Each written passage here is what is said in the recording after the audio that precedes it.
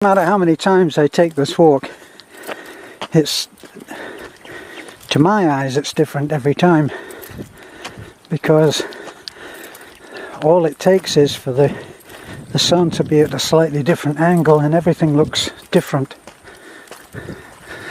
See, in these hills, very sandy composition, so the changes are severe. Look at that. Because of the erosion, you can see the marks of where the rain usually comes off the hill above and follows down the same old route.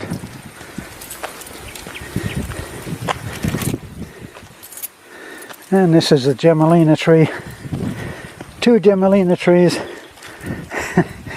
It always seems very funny to me that the Gemelina tree, that tree belongs to the former mayor of Taliban, so I believe. And here's the other Gemelina tree, and for all I know, he owns that one too. Gemelina wood, the wood from the Gemelina tree is sought after. It's very beautiful hardwood. So when it's finished, planed up and sanded smooth, it's really very beautiful.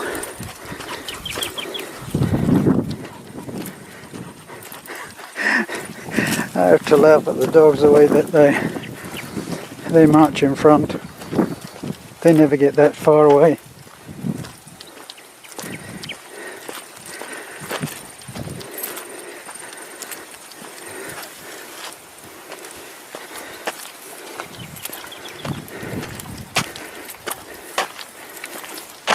Now this is the old road. This is the way the road used to go. I'll take this one for a change. There's the way that Rado actually plotted that piece up over that higher ground with his carabao and plough. He ploughed the land, and then by hand we actually flatted that out. Not me, of course.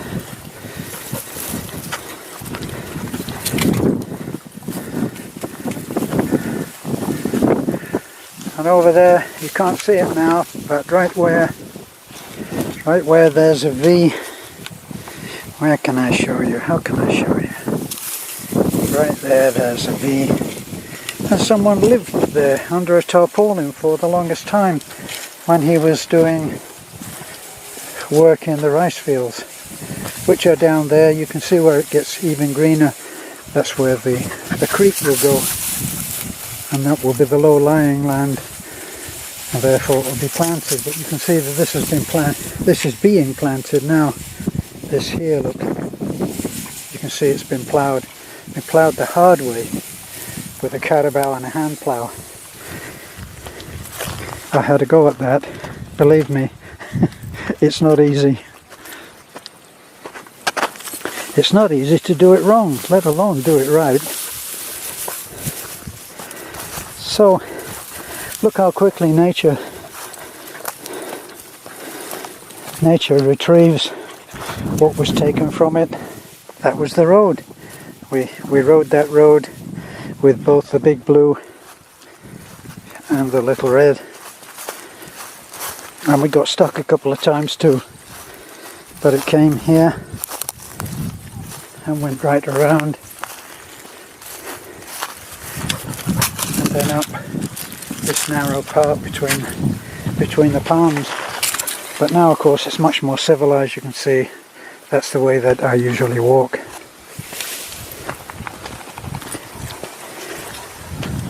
One thing you have to listen out for when you're walking like this, and that is that crackling noise that tells you that there's fire. We did a video of our return in the truck a couple of weeks ago, and all of this was burned, and you can actually see how it's black.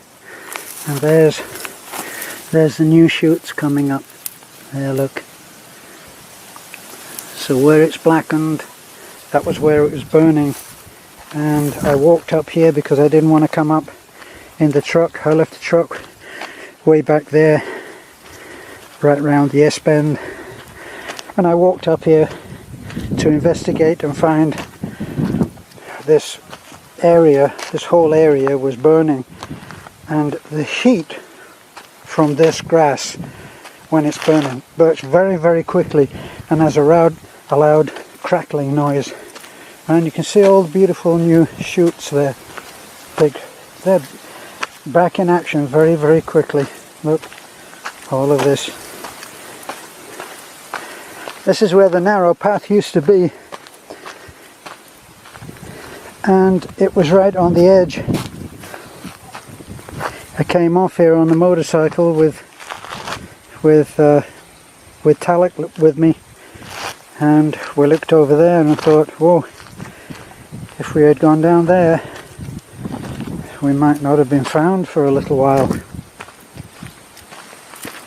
See more fire here.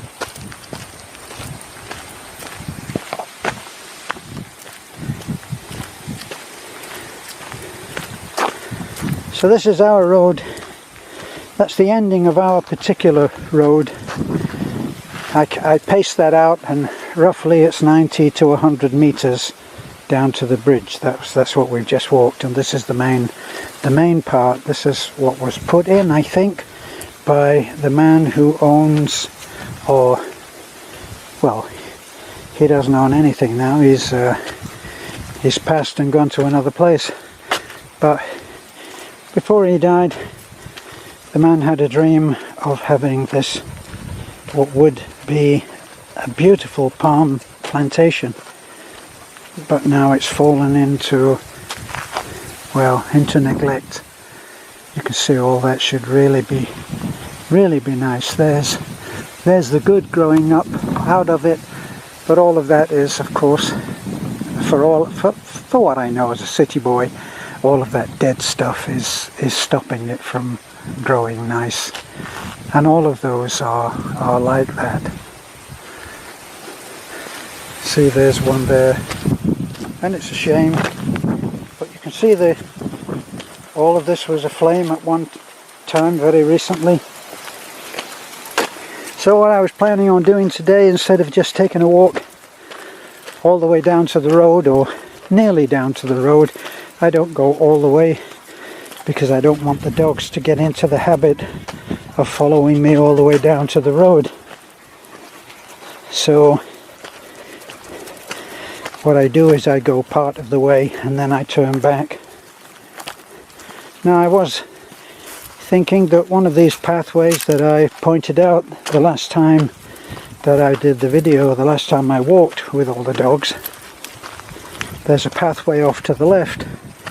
I don't think there's any pathways at this particular point off to the right.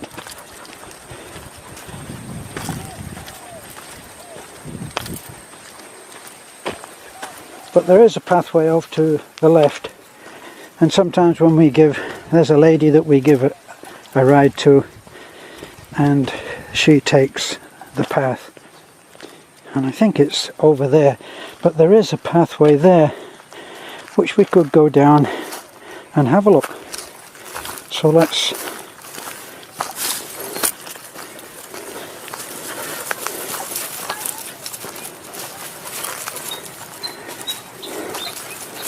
okay, let's go. Come on, Red, it's not that big adventure. There's no lions and tigers down there.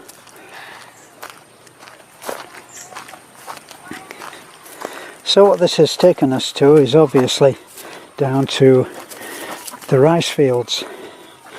Now when it's really overgrown and thick, after the heavy rains, everything starts growing wild. You don't see all of these rice fields. Wow, look, huge area of rice fields, and you would walk between. We won't go there lest people might think that we're intruding, but you can see all of the rice fields going up to the right there, and they end with this one here. Now those lines that you can see there, that would be a carabao sled, a bamboo sled, and those sleds are still in use every day. Well, that looks like it was done only today or yesterday, and they're still in use. When we first came here, because it was a narrow path, we couldn't get a truck. We didn't have a truck, but we couldn't get a truck up that very narrow path. It was only for walking and for a width like this of a bamboo sled. And we used to have our materials delivered to the bottom of the road, and then my brother-in-law Rado would bring his carabao down in his own time, no matter how much we said, "We're here, can you hurry up please?" He will come along, plonk, de-dum, be-dum, be-dum, and never in a rush. Look at Red. Red is all ears and quivering. He's not. Red is no hero. Look. He hears dogs and says, "I'm out of here. So let's go, Red." They call Pogie. Pogie! Pogie's in his favourite place, which is in the rice field. He loves to get filthy. He's over there, look. Come on, Pogie! Let's go! Alright, that was a short pathway, wasn't it?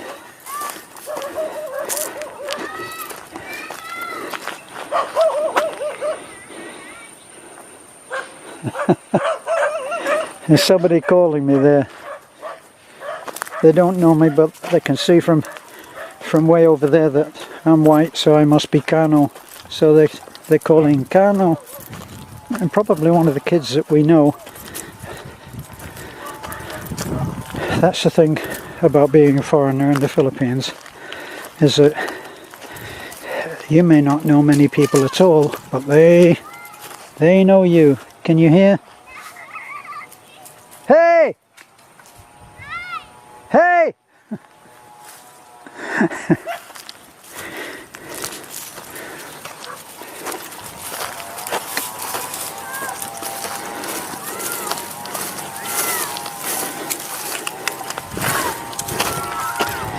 More than one voice now.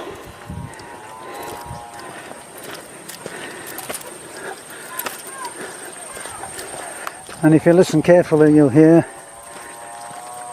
that engine. That's not a motorcycle, it's a chainsaw. Nearly always, if not close, will be in the distance like that, and they'll be cutting down a tree to be used for building a house somewhere. Now they use what looks like a 4-foot chainsaw, take the tree down with great accuracy. They take the tree down to fall where they want it to fall, and they use a string.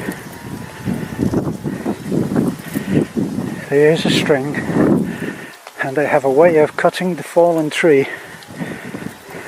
Clean it up obviously first, get all the unnecessary branches off, and they cut the tree up.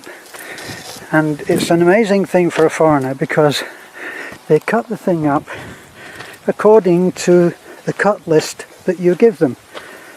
Now, in the West, if you went in with your cut list and you went into a timber yard, they would cut that up on probably a big table saw. Here, the best you would get would be a very big bandsaw, and they'd be very proud of that here in the province, that it was cut on a bandsaw. And those pieces are not always straight, but for the technique that's used, they are incredibly straight. So a 2 say a 6x2 piece that would be used for, say, a roofing timber.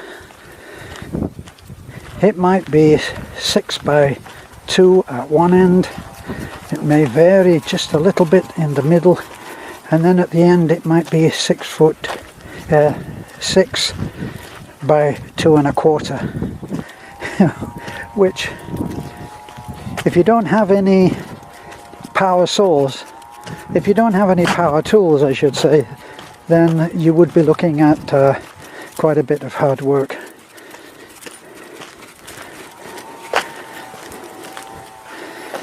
My friend Kevin came from New Zealand, his company Pukiko in New Zealand, and he very kindly brought some gifts for us the last time that he came, and he brought brought stuff like carpenter's pencils. He donated a long time ago. He actually donated a cement mixer, which is on loan up at Zamora right now. So he donated that, but he also donated some carpenter's bags, pouches go around the waist. And he brought several other tools which we passed on to the Superman team, set squares and tape measures. Tape measures is a thing that's very expendable here, because for some reason they bust the brake. I was about to say they break the brake. I thought better of it. They bust the brake that's on the tape measure. A retractable blade then becomes one that you have to hold instead of being able to put the brake on it and have it stay out where you want it to be. And what happens then is that they start using the tape measure in a way it was never intended, because what you're supposed to do is keep as much of the blade safely back in its house, if you like, and that doesn't happen. So tape measures have a very, very short life in the hands of Filipino workers. Now that said, they will use only non-power tools, only basic tools like hammer. They may have one chisel. They'll have a hammer and a chisel. They may have a square. They might possibly have a spirit level, but more likely they'll have the old-fashioned plumb bob, which is a weight on the end of a long piece of string, as long as you need it. And they also, when they're looking at finding the levels for the roof as they're building it, they have a length of clear plastic tubing. They fill that tubing with water. Now, I know that for the people that work in construction know exactly what I'm talking about, so I'm not talking down to you as if you don't know this. But for the people who don't work in construction and don't know this, for your interest, they can work out just by using a piece of clear plastic tubing that's about maybe ½ an inch, fill it with water, and water has it finds its own level. So by using that, and by holding both ends of the plastic tube, which can be say 10 or 15 feet long, and it's held at one end of the roof, taken to the other end, filled with water, and it will find its own level. And that level that shows in the second half of the tube is the same level as on the first half of the tube. So you mark the pencil off, and you know that the roof will be level. All of which is not mind-blowing, but it is of interest, to me at least.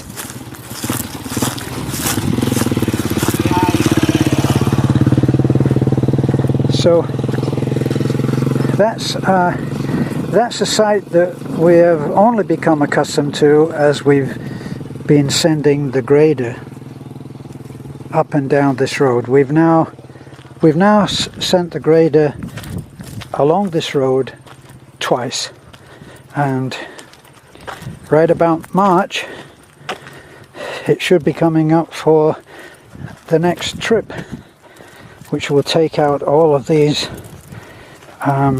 places that hold the water. So it will scrape all of this out, ready for another year. There, once again, that's the old road. Let's take the old road for a change.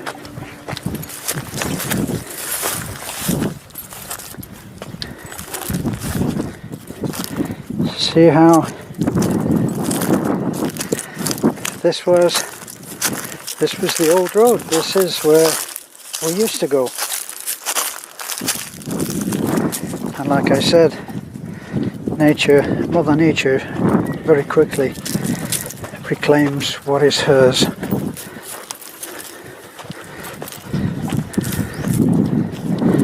We used to come over this. There's one particular place, it's right about here, look. This all gets filled with water, and even if it's not filled with water, it looks like mud. You can see there. This is where the carabao come to gain relief from the sun. Carabao, that's the Filipino word for the water buffalo.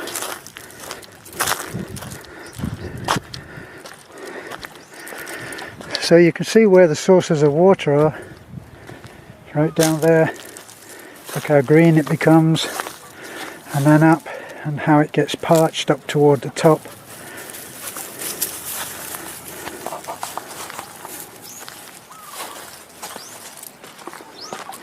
Now I always say that this is the place that I used to stop when it was Taliklikanai.